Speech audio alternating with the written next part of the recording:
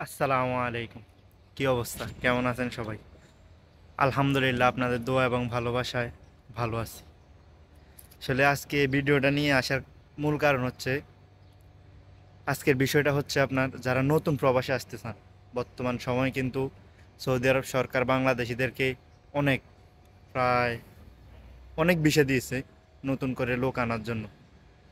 আসলে বর্তমান সময়ে যারাই আসতে চান, হয়তো হতে পারে হোটেল ভিসা বা কনস্ট্রাকশন, আপনাকে এক একজনকে এক একটা বলে নিয়ে আসবে।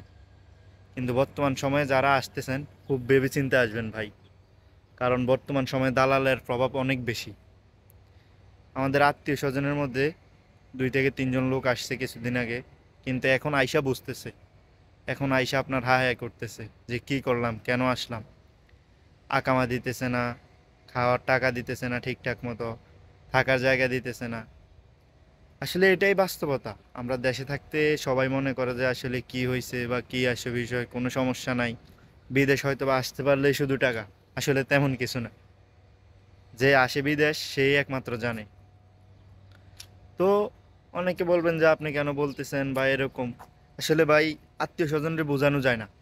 আসার পরে হাই হাই করে, কল দেয়, এটা করে ওইটা করে, কিন্তু তখন কি আর লাভ হইব বলেন? আপনি আসার আগে সব কিছু করতে হবে। আসার আগে যদি আমরা যদি বলি, যারা প্রবাসী আছি, তারা যদি বলে যে না আইসো না, এরকম এরকম অবস্থা, আমি বলবো না যে বিদেশে আইসেন না, আসেন। বিদেশে না আসলে এত শত শত লাখ লাখ প্রবাসী কি করতেছে, রেমিটেন্স কোথায় থেকে আসতেছে। কিন্তু আসেন, একটা ভালো মাধ্যমে আসেন, ভালো মানুষের মাধ্যমে আসেন, কোম্পানিতে আসেন বা বাইরেও কাজ করতে পারেন, সমস্যা নাই। কিন্তু পরিচিত লোক বা আপনার আত্মীয় স্বজন, বিশ্বস্ত লোকের মাধ্যমে আসতে হবে। আত্মীয় স্বজন মানে সবাই বিশ্বস্ত তা আবার ভাইবেন না। এরকম বহুত আত্মীয় স্বজন আছে যে আপনাকে পিষে বাস ধরিয়ে দেবে, আপনার বিপদের সবচেয়ে বড় কারণ হবে। বুঝতে পারছেন? প্রবাসে আসলে বোঝা যায় কে কার কতটা আপন, কে কার আত্মীয় স্বজন। এই প্রবাসে আসলে বুঝতে পারবেন ইনশাল্লাহ। তো যাক, অনেক কিছুই বলে বললাম।